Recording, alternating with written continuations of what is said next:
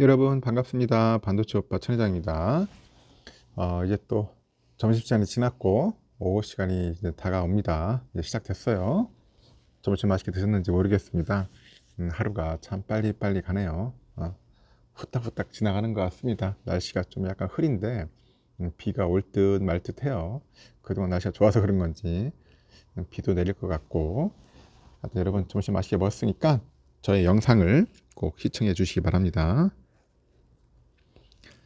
삼성전자 멘탈을 위해서 제가 뭐 부단히 떠들고 있는데 듣다 보면은 조금이라도 여러분에게 도움이 될 거예요. 여러분의 도움이 되려고 제가 이렇게 떠들어내는 거니까 여러분들이 좀 이해해 주시고 편안하게 이렇게 습득이라기보다는 들으시면 돼요. 들어주시면 됩니다. 알겠죠? 국민주 하면은 또 삼성전자 아니겠습니까? 국민주, 삼성전자. 국민주들이 요즘 상당히 안 좋죠. 상태가 안 좋고 주가가 진짜 엉망이죠, 엉망. 좀 그래서 외면받고 있습니다. 하여튼 삼성전자는 그 3분기 실적 발표를 앞두고 이제 지지부진한 그런 모습을 이제 보였죠.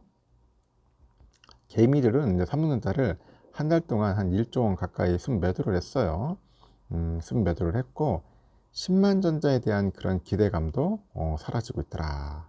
10만 전자 그런 기대감도 사라지고 있고요. 하지만 증권가에서는 4분기부터 이 상승 사이클에 진입할 거다. 진입할 거라는 그런 기대감을 현재 유지하고 있어요. 4분기부터. 지난 27일에 증시에서 삼성은 전 거래일 대비 한 200원 정도 내렸어요. 200원 내린 68,400원.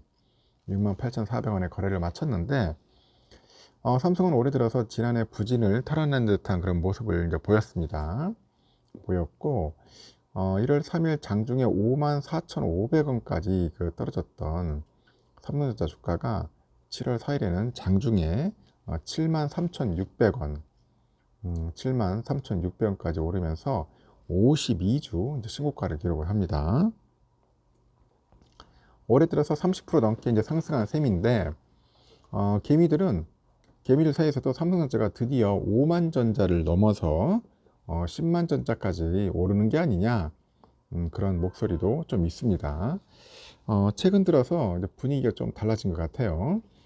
신고가를 경신한 뒤에 삼성전자 주가가 내림세를 좀 보이면서 상승분을 반납한 탓에 그렇게 이제 보여주는 것 같습니다.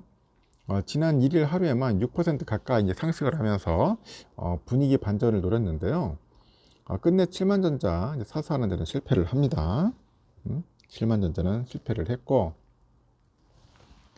이달 들어서 개미들은 한 9,900억 정도에 달하는 삼성전자 주식을 이제 순매도를 하면서 실망감을 내비친 겁니다.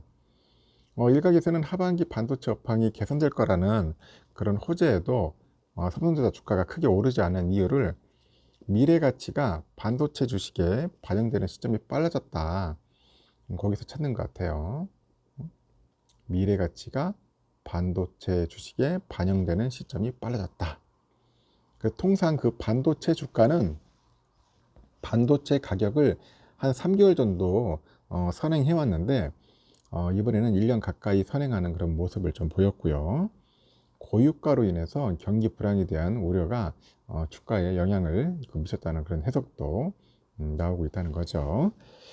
그럼에도 증권가에서는 삼성전자가 연말에 개선될 거라는 전망을 거둬들이지 않고 있어요. 올해 3분기에는 디램하고 낸드 이 감산 규모가 확대된 만큼 고정비도 늘어나가지고 실적이 기대치에 미치지 못하겠지만은 4분기부터 실적이 개선될 거라는 점을 이제 고려하면은 오히려 매수 기회로 활용해야 한다. 그러면 매수 기회로 활용해야 한다. 이렇게 분석을 하는 겁니다.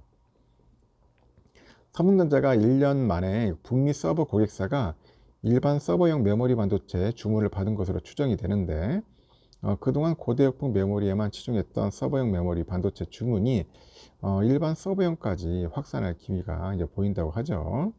여기 이제 4분기에 디램하고 낸드 가격이 2년 만에 동반 상승할 거다. 그래서 실적 부진을 오히려 매수 기회로 삼아야 되는 거예요. 실적 부진. 말은 참 쉬워요, 여러분. 실적 부진. 그러니까 주가가 쌀 때 사야 한다. 좀 지지부진하고 횡보하고 막 하락하고 있을 때 이때가 사야 하지 않느냐 하는데, 그것도 잘 보고 사야겠죠. 이 내려가는 건데 더 내려갈 수도 있잖아요. 떨어지는 칼날 계속 떨어지는 거야. 그래서 이게 과연 저점인지 아니면 저점에 아직 더 못 미친 건지 한참 더 내려가야 하는 건지, 이제 그런 부분들이 조금 힘들어요. 판단하기가 힘들다. 오랜 시간 동안 이제 지켜본 분들은 알 거예요. 주가가 이 정도 많이 흘러갔고 바닥을 다지고 어느 정도 횡보하는 흐름을 이제 오랫동안 지켜본 분들은 이 정도쯤 되겠다 하는 판단을 할 겁니다. 어차피 스스로 판단을 해야 돼요. 누가 판단을 해주는 게 아니라 여러분 스스로가 판단을 해가지고 접근을 해야지, 뭐 이 사람이 찍어준다고 해가지고 되는 게 아닙니다. 여러분 절대 그렇게 의존해서는 안 돼요. 주식 투자는 남 이야기 듣고 하다가 실패한 사람들 꽤 많습니다. 다시 한번 말씀드리지만은 주식 투자는 그렇게 하는 게 아닙니다. HBM 시장에서 경쟁력도 갖추기 시작했고, 다올에서는 그래요. 삼성은 이번 사이클에서 경쟁사에 비해서 상대적으로 HBM3, 뭐 DDR5 등 신제품 그 양산 역량을 확보하는 데 늦었다고 합니다.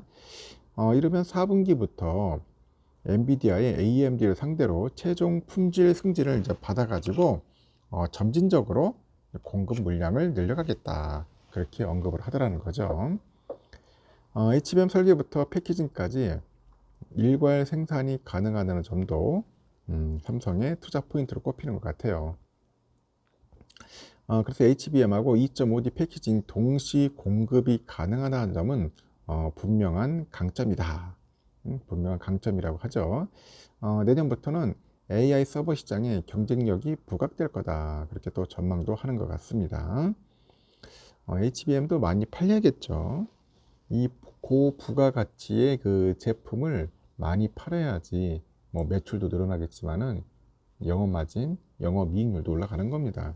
삼성전자가 이제 잘하는 게 그런 걸 잘할 거예요.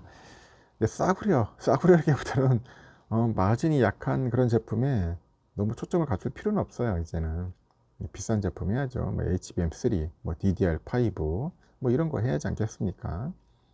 SK도 빨리 눈을 잘 돌린 것 같아요. HBM 쪽으로 나름대로 잘 선방을 하고 있는 것 같은데, 앞으로 삼성이 이제 빨리 따라잡을 것 같습니다. 일단 메모리가 잘 팔려야 돼요. 잘 팔리고 여기에 또 시스템 반도체까지 잘 되면은 뭐 주가는 여러분이 원하는 10만전자 충분히 갈 수 있다고 봅니다. 일단 여기까지 하겠습니다.